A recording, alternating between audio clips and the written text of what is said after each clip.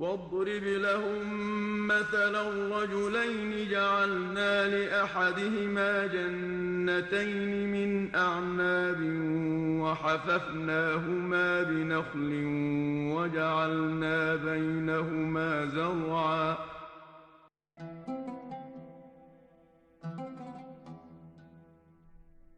In a long-forgotten town, there lived two men. One of them was poor, but he believed in Allah, thankful to Him, well pleased with his life, and happy with what Allah Almighty has provided him. The other friend, however, was rich, owning two beautiful, bountiful, lush gardens, full of ripe fruits, and green top trees of grapes, date palms, as well as cultivated crops that consistently bore abundant varieties of healthy produce. Allah Almighty also caused the rivers and streams to flow through the two gardens, providing ample fresh water to irrigate the farmland. As a result, the two fertile gardens continuously yielded magnificent harvests without fail, and hence became a reliable source of great income for its owner. The abundance of wealth made the rich friend arrogant, greedy with his wealth, discrediting Allah Almighty for His blessings. He took great pride in his abundant crops, financial and social strength. He used to spend many hours in the two gardens, marveling at his accomplishments. Being boastful, he was never thankful for the great bounty of Allah Almighty. Dazzled by his wealth, the rich man was frequently bragging about his possessions and the status that they brought him, stressing that his friend was not as successful as he was.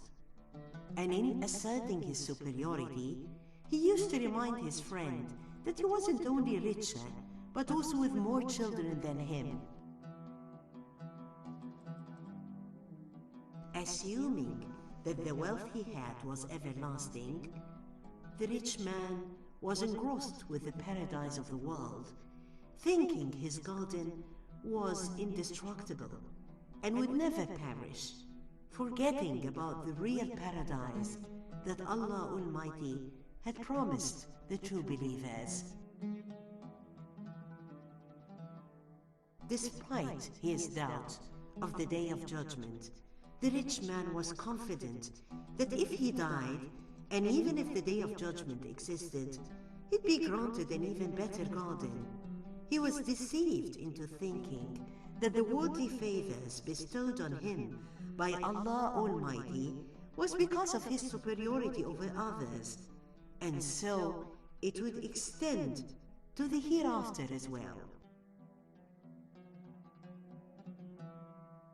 The good friend advised the rich man against being ungrateful to Allah, reminding him of his origins as the rest of all human beings, and that Allah Almighty is the creator of all things.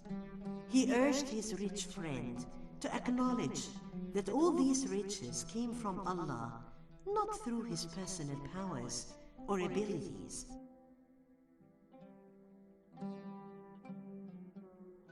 The poorer companion was never aggrieved that he was not as wealthy or bestowed with as many children as his rich friend. He accepted this as his fate or destiny, realizing that there existed higher wisdom in what Allah granted or withheld from him, and believing that Allah Almighty will grant him something better.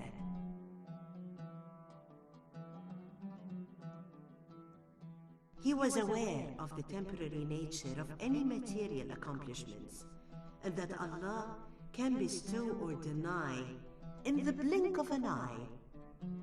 Therefore, he warned the rich man of Allah's punishment, reminding him not to place too much emphasis on his material possessions, for those were all subject to Allah's determination.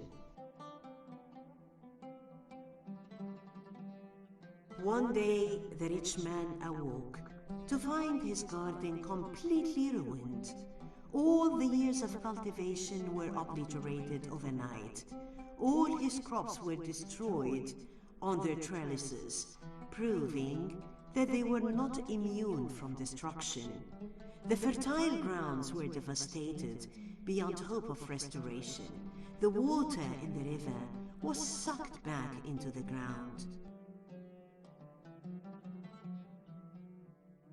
Only then the rich man realized the error of his ways, regretted his actions.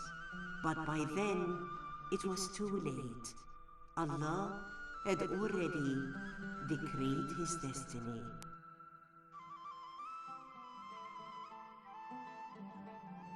To his dismay, he found that none of his friends, children, social connections, or in fact anyone could help him against Allah's will. It was too late, and all the regret and remorse did not benefit him after he lost everything.